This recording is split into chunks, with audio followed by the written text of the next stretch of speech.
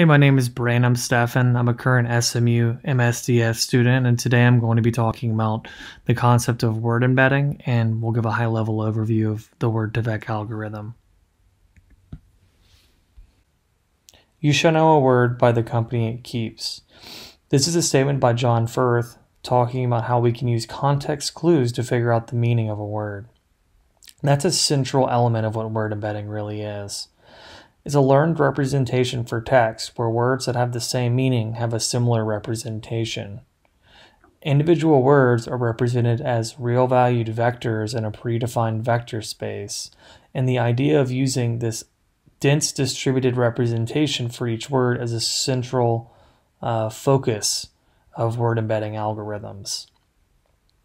It can be done using probabilistic methods, various algebraic methods, or more commonly using neural networks.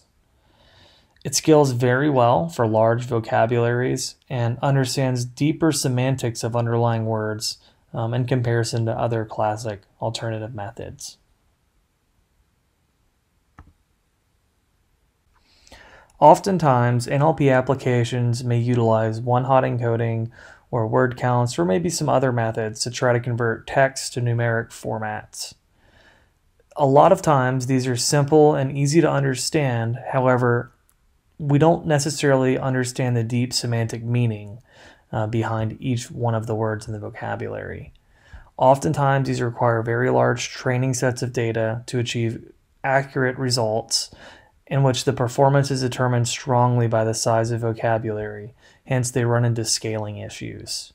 In contrast, word embedding often brings these learned representations which understand deeper semantic meaning of words in context and typically have better accuracy and flexibility than some of the other alternative methods. Oftentimes, this leads to much more performant, both computationally and performance metric-wise on large data sets. As an example, a one-hot encoding creates a sparse matrix in which few data points have actual significance and the dimensions scale with increasing vocabulary. We can see an example of that to the right, where the ones are represented by the white squares and the zeros are represented by the black squares. We can see here that the majority of our sparse matrix actually contains blank data, which serves no value. In contrast, word embedding creates a dense matrix comprised of continuous vectors in which each row-wise dimension serves significance, meaning they have non-zero values. Each word is represented by a real-valued vector, often tens or hundreds of dimensions.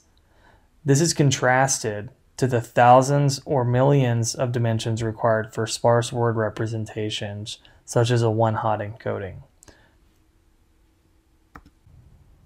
In addition to having an optimal data structure, word embedding allows for linear operations to be performed with ease. One of the most popular examples we'll see in literature is where if we were to take a vector for the word king and we subtracted a vector for the word man and we added to it a vector for the word woman, we would be left with a vector for the word queen. So as you can see, we were able to achieve a deep semantic understanding essentially by adding and subtracting a series of word vectors. Similar words will have similar weights, hence word similarity is recognized. And we can perform cosine similarity or other various comparison metrics using these vectors, which is very beneficial. Oftentimes, we might even see these word vectors represented in two-dimensional space by using various dimensionality reduction techniques like PCA or SVD. And here we can see in this example where we would have word vectors that actually do form clusters in two-dimensional space.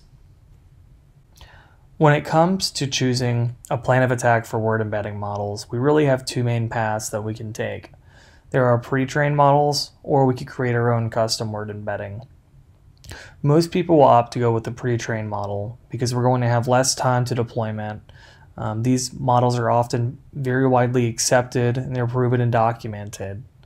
And we're able to leverage the research of the large institutions that have spent a myriad of man hours to tune and create these algorithms. In contrast, we actually could create a custom word embedding ourselves if we were to create something where we had full control over the entire model, which could be beneficial for various domain-specific tasks.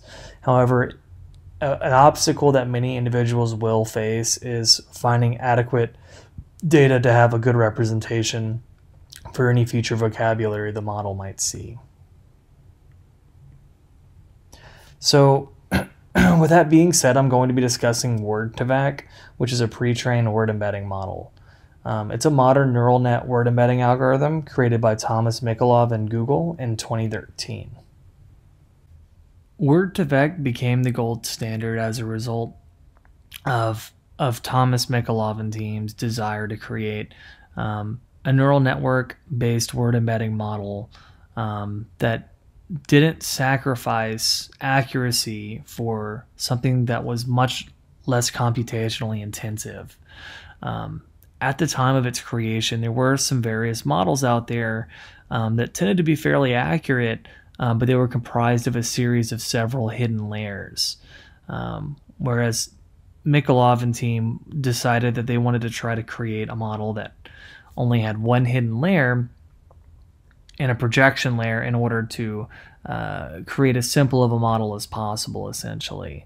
And they were able to create something that was very highly performant, but also yielded very good semantic accuracy and syntactic accuracy compared to some other high-performing models at its time, such as the RNN-LN model and the NNN-LN models. So we can see in these tables here how the model itself is able to achieve word pair relationship understanding based on some various information it's fed, right? So if we were to look here and see that Paris is to France as Italy is to Rome, Japan is to Tokyo, and Florida is to Tallahassee, that's pretty incredible when you think about it. That's a very deep understanding that the model is able to understand. Here are these countries and here are these capital cities. That's actually quite complicated behavior for an actually fairly simple model. Word2Vec has two major architecture types, the continuous bag of words model and the skipgram model. Continuous bag of words is often called CBAL, where we basically feed in a sequence of the context words as one-hot encoded vectors into a projection layer to receive a predicted word output. In contrast, the skipgram model takes in a word vector input into the projection layer and outputs what it believes the context word vectors are. So Word2Vec itself focuses on words in a sliding window context. The size of the sliding window is a highly influential model hyperparameter, where large windows will create more topical similarities and smaller windows will produce more functional and syntactic similarities. We have the ability to control context, which has a great influence on model training speed and also, of course, the model accuracy. So let's talk about the skipgram model. Using the skipgram model, we aim to predict the context of the word loves. Here, the man loves his son is the complete sentence. But if we were to pass in the word loves, the context would be the man and his son. If we were to change M, also known as the context, we would be changing the number of context words we were predicting. Here, all words are generated independently of one another. That's an important assumption. So, to the top left here, we have something known as the softmax function. So essentially for each word W, we have a vector representation that is assigned V, and the probability W naught is in the context of W sub I. And again, that's defined as the softmax of their vector product. So essentially what we're doing here is, in the softmax function, is we're finding what the probability, the conditional probability of one word is in the context given the other word. Thus, our objective function here for the skipgram model is to predict the context of central words. By training the model, that means therefore we're going to find the set of V which maximize the objective function. That's going to require traversing the entire corpus for each word. Typically, they're going to take the log of that as well in order to ease gradient calculations. Again, here I'm showing the objective function as a reference, but in reality here our loss function is essentially just going to be the negative of our objective function. Our aim for the skipgram model is to actually take in this loss function and minimize it, which appears to be the cross entropy average over the entire corpus. Now let's talk about continuous bag of words. Continuous bag of words assumes we have a central target word which is generated based on the context words before and after it in the text sequence. It seeks to find the word with the maximal conditional probability given context words. So in this example, we would have the man loves his son, but we're taking the context, the man and his son, and finding the word that's most suitable to be in the context with those other words, to be the central point of that context. Multiple context words exist in continuous bag of words, so here word vectors are actually going to be averaged. Once we average these word vectors, we're essentially just taking the same approach as the skipgram model methods that I had previously discussed.